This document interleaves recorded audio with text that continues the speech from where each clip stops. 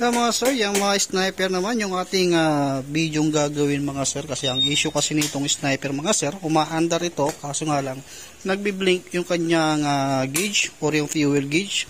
Tapos meron siyang naka-indicate sa panel niya na error 24. Yan, tapos nagbi-blink yung kanyang fuel gauge at yung check engine umiilaw, pero yung unit ni sir, umaandar naman.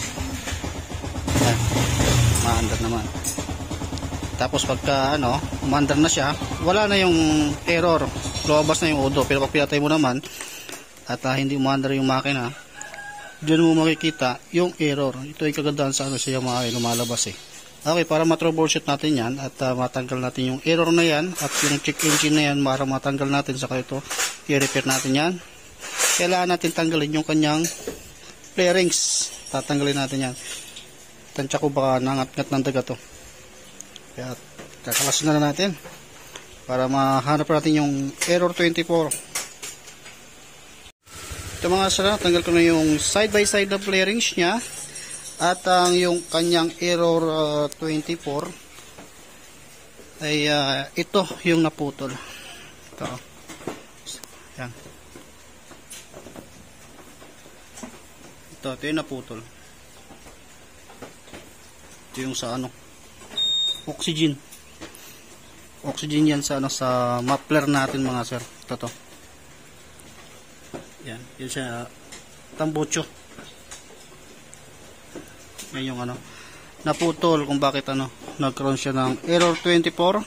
At yung isa naman na hahanapin natin, yung sa fuel gauge, kung bakit nagbi-blink yan. Malamang nasa ilalim yung putol nito or yung ngat-ngat, kasi kaya naputol to, nangat-ngat ng daga yan mga sir. Kahit itong kanyang ignition coil, yan yan, nangat-ngat din yan. Kapag ganito, lumabas na yung ganyan, at kapag tag-ulan, nababasa yan at nabasa din yung makina, isa rin yan sa pagkapalya ng motor. Or di kaya, example, baka may leak yung yung motor mo ng gasolina. At ito, kuryente kasi ito, maaring pati yung motor mo, pag nag-expire, sisirain niya yung motor mo, susunugin niya. Kaya mamaya, babalutan natin yan, idudugtong natin to. Tapos, hahanapin muna natin yung gauge, yung bakit nagbi-blink. Matagal na ba nagbi-blink yung gauge mo? O kasabay nito? Matagal na rin yan. Sige, check muna natin yung wiring nito. Tapos, kapag once na check natin yung wiring ng papuntang tangke, at ganun pa rin, baka maaaring floater yung problema. Kaya tatanggalin mo natin itong play rings nya. Siyempre unahin natin ito tanggalin. Kaya tanggalin muna natin ito mga sir. Naubara na natin yung sniper at ito na yung naging itsura ng sniper. Kaya natin kasi kinalas yung kanyang clearance mga sir, dahil hindi kasi natin basta-basta matatanggal yung fuel tank, kasi iaangat natin yan. Yan, tanggal ko na yung mga tornilyo ng fuel tank. At ito yung kung bakit nagbi-blink yung fuel gauge. Ayan sa ilalim. Angat mo konti. Ayan yan, nangat-ngat ng daga. At hindi rin kasi kayang dukutin. Kapag once na hindi natin tinanggal yung clearings or isang side lang yung tinanggal mo, hindi mo rin kayang tanggalin yung socket or mahihirapan ka magbalik.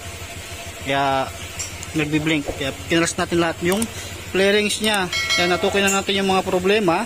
Kaya ngayon tatanggalin na natin at idudugtong na natin.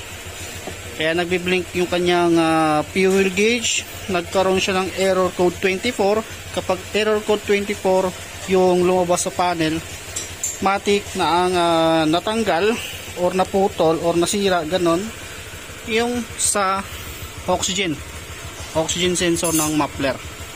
Ito. Kaya ito, dudugtong na natin. Tapos yung hose dun sa yung wire, tatanggalin natin yon. Tapos dudugtungan din natin. Yan, madali lang din naman kalasin si sniper mga sir, yung kanyang play rings. Di tulad ng ibang motor na mahirap tanggalin. Yan, naputol oh. Yan, dugtong muna yung kapulong. Tapos hanapin natin yung ano. Pinagputulon naman ng ano. Kahit nga dito oh. Itong wire na to. Ito.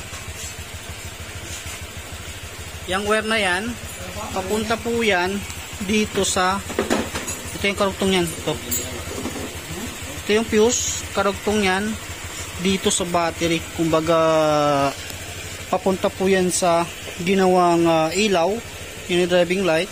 Ito yung mga napakadelikado mga sir. In case na dumikit ito sa ground, maaring masunog yung motor kung walang fuse. Ito.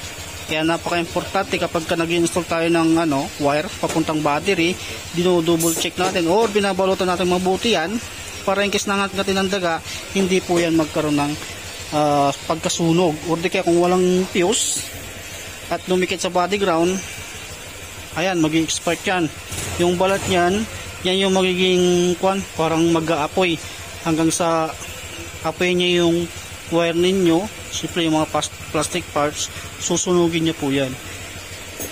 Yan yung mga mga nasusunog ng motor. Kaya dapat maingat tayo lagi pagdating sa mga pagwa-wiring.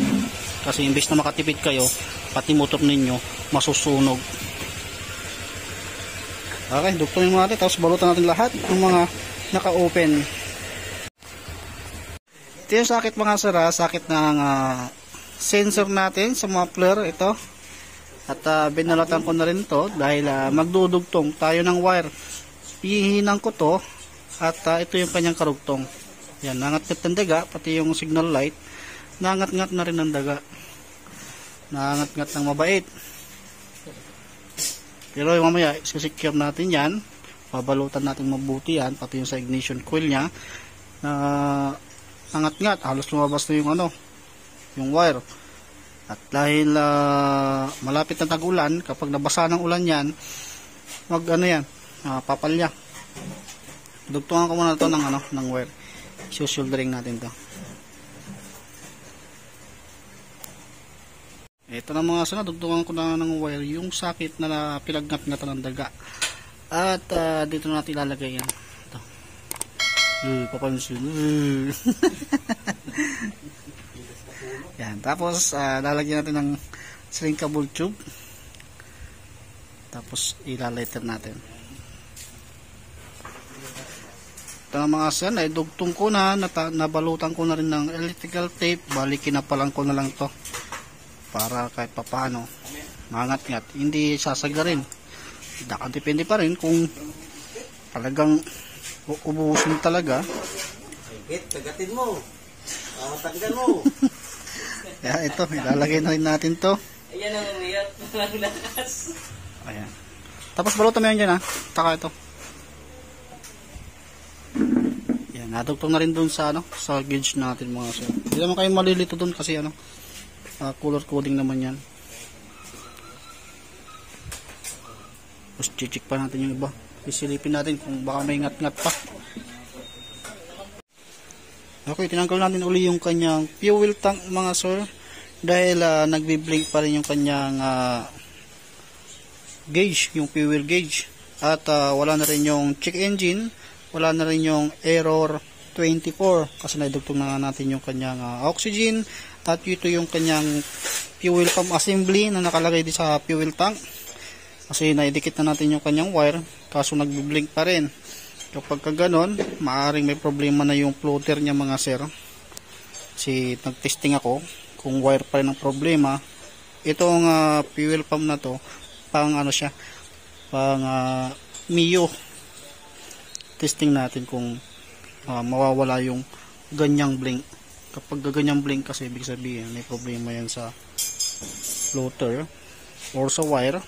Ngayon para makita ko kung may problema pa yung kanyang wire, yan, iyon natin. Dapat hindi siya magbi-blink ng ganun-ganun. Ayan, mag-steady. Kaya ibig sabihin, goods na yung kanyang wiring, na ang problema na lang yung floater. Ngayon, ang gagawin natin, dahil goods ito, sira na yung kanya, tatanggalin lang natin yung floater doon, At itong floater din, tatanggalin natin to dahil lang kukunin lang natin dito mga sir. Itong mismong ito lang yung kukunin natin kasi meron akong ganito na problema lang nito, yung mismong pump lang, transfer na lang natin doon. So same lang naman sila kasi Yamaha din. Okay, tanggalin mo yung floater nyan. Yung floater lang mga sir, tatanggalin natin dito. Saka ito, kukunin natin, tatransfer natin doon. Parehas lang yan. Parang hindi na siya bumili ng bagong assembly na na fuel pump. May kamahalan din kasi yan. Ito na mga sir, bali ang pinilitan lang natin sa fuel pump. Itong na to. Kasi ayan, putol na. Nag-corrosion na. Nawala na dito sa may side na to. Kaya hindi na siya nakakapag-trigger. Dito hindi na siya nakakapag-trigger. Kaya nagbi-blink na lang kahit goods na yung kanyang wire o nangat-ngat na wire, kahit goods na dito wala namang connection, kaya nagbi-blink pa rin. Ito na yung tinanggalan natin dito. Kaya ako nag-iipon sa mga nag-iiwan ng ganito ng mga pinagpalitan na, iniipon ko pa rin kasi mayroon tayong kailangan o customer na nangangailangan ng ganyan. Yan na yung nilalagay natin. Kaya salpak mo na yan. Testing mo muna kung magbi-blink.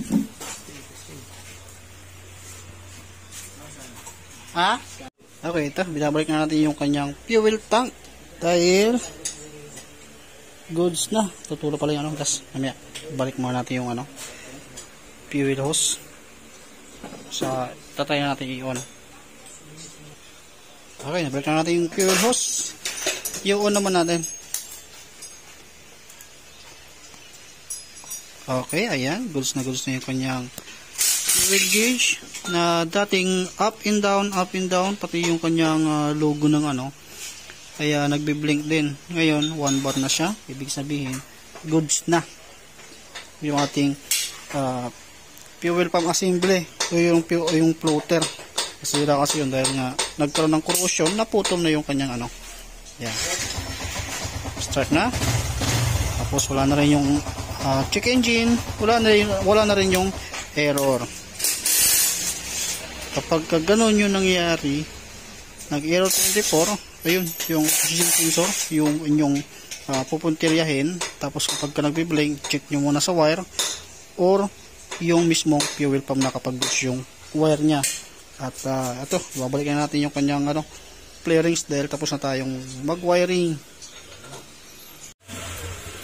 Okay, ito mga sir, ibalik na natin yung kanyang mga flarings, wala ng error. Stable na yung kanyang gauge. Ayan, okay na. Doon lang gawin yung mga sakaling same kayo ng problema ng motor na to.